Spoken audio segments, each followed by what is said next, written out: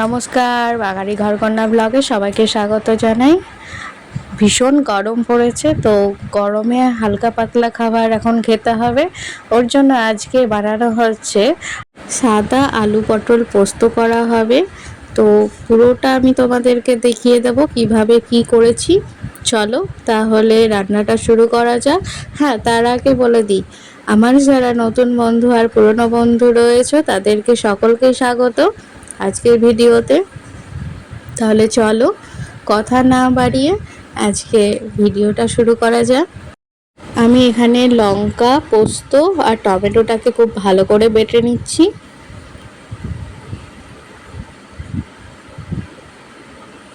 দেখো, আস্তে আস্তে আমি টমেটোগুলোকে খুব ভালো মতন বেটে নিচ্ছি। আমার পোস্ত আর লঙ্কাটা বাটা হয়ে গেছে। এবার একটা বাটিতে আমি তুলে নেব।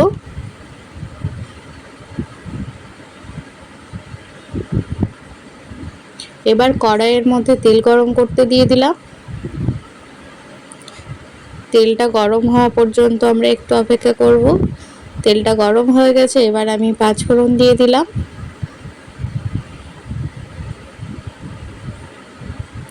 পাঁচফোড়নটা দেওয়ার পর আমি খুব ভালো করে তেলটাকে চারিদিকে ঘুরিয়ে দিলাম। এরপরে আমি পটলগুলোকে দিয়ে দেব। দেখো, ছোট ছোট করে কেটে রেখেছি পটলগুলোকে, এগুলো আমি দিয়ে দিলাম এর মধ্যে। ভিডিওটি টেনে টেনে না দেখে সম্পূর্ণ দেখার অনুরোধ রইল। অবশ্যই তোমাদের খুব ভালো লাগবে, শেষ পর্যন্ত দেখো। সবগুলো দেওয়ার পর আমি এবার খুব ভালো করে নেড়ে নিচ্ছি। আমি মিডিয়াম ফ্লেমে রেখেছি।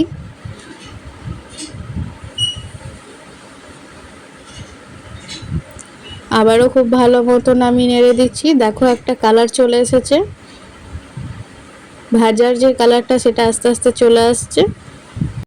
আমি সামান্য একটু লবণ অ্যাড করলাম। আবারও খুব ভালো মতন আমি এটাকে মিশিয়ে দিচ্ছি, দিয়ে নাড়ছি যাতে খুব ভালো করে মিশে যায়। আবারও খুব ভালো মতন আমি উল্টিয়ে পাল্টিয়ে নেড়ে দিচ্ছি।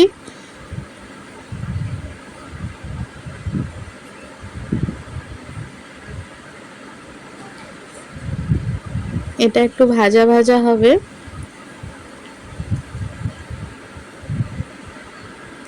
দেখো কতটা ভাজা হয়ে গেছে, একটা কালার চলে এসেছে। এবার আমি এটাকে তুলে নেব, এটা হয়ে গেছে ভাজা।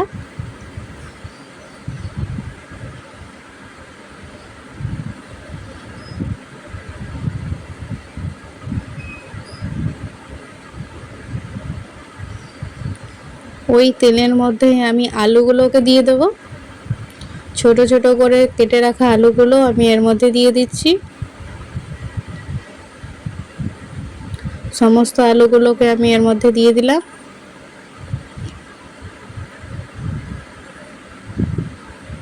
এবার ভালো মতো আমি নেড়ে দেব।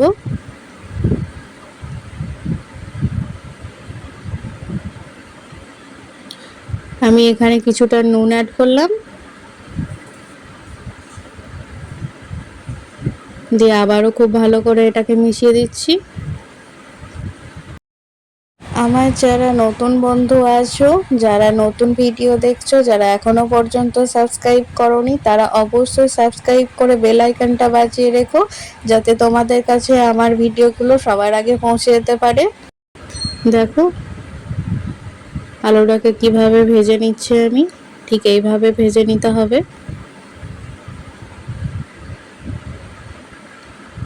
এবার পটলটাকে আমি অ্যাড করে দিলাম এর মধ্যে। আলুটা ভাজা হয়ে গেছে, এবার খুব ভালো মতন দুটোকে মিশিয়ে দিচ্ছি।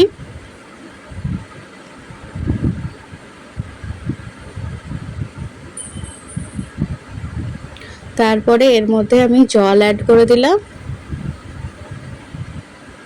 যেহেতু আলুটা সেদ্ধ করা নেই, পটলও সেদ্ধ করা নেই, ওর জন্য আমি তেলে কিছুটা তো সেদ্ধ হয়ে গেছে, আর এমনি যাতে সেদ্ধ হয়ে যায় তার জন্য আমি বেশ খানিকটা জল এর মধ্যে অ্যাড করে দিলাম। দিলাম স্বাদ মতো নুন।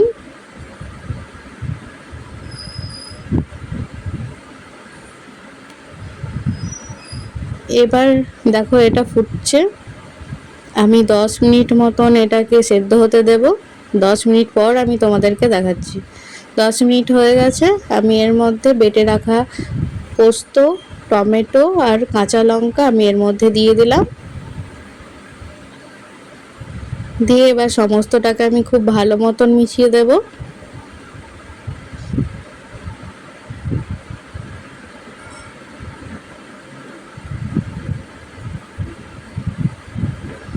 দেখো আমি সমস্তটাকে একটু ভালো মতন মিশিয়ে দিলাম। এবার এটাকে খানিকক্ষণ আগে ফুটতে দেব। এবার মশলার বাটি ধোয়া জলটা আমি এর মধ্যে অ্যাড করে দিলাম।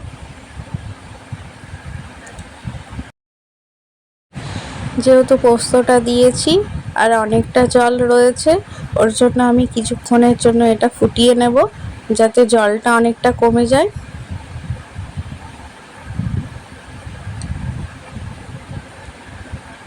1 থেকে 2 মিনিট আমি হাই ফ্লেমে এটাকে ফুটিয়ে নিচ্ছি।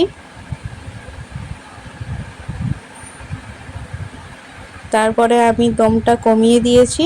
এখন সমস্তটাকে একবার নেড়ে দিলাম। দেখো অনেকটাই জল কমে গেছে, আর আমি এটা একটু ঝোল রাখবো, ওর জন্য আমি এটাকে নামিয়ে নিচ্ছি। সামান্য একটু সর্ষের তেল অ্যাড করলাম, আর এতটা ঝোল রাখছি কারণ আলুতে টেনে নেবে, ওর জন্য আমি একটুখানি ঝোলটা রাখছি। এবার সমস্তটাকে মিশিয়ে ভালো মতন মিশিয়ে নিচ্ছি।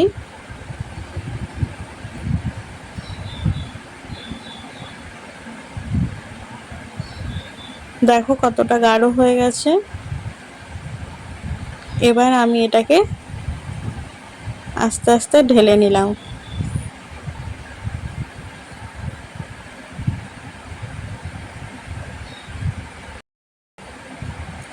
আজকের ভিডিওটি কেমন লাগলো অবশ্যই তোমরা জানাবে। এরপরে আমি বানিয়ে নেব কলাইয়ের ডালটা। তাহলে চলো, দেখো তেলটা গরম করতে দিয়ে দিয়েছি, তেলটা গরম হয়ে গেছে। এবার আমি 5 ফোড়ন আর শুকনো লঙ্কা দিয়ে দিলাম, দিয়ে খুব ভালো মতন এটাকে একটু নেড়ে দিলাম। এবার আগে থেকে কলাইয়ের ডালটা সেদ্ধ করে নিয়েছিলাম প্রেসার কুকারে, তো সেটা এখন আমি এর মধ্যে দিয়ে দেব। দেখো আমি সম্পূর্ণটা ঢেলে দিলাম। এর মধ্যে আমি আর কিছু অ্যাড করব না, সেরকম স্বাদ মতো নুনটা দিয়ে দেব। আজকে এটা সাদা কলাইয়ের ডাল, সাবস্ক্রাইব করে অবশ্যই পাশে থেকো।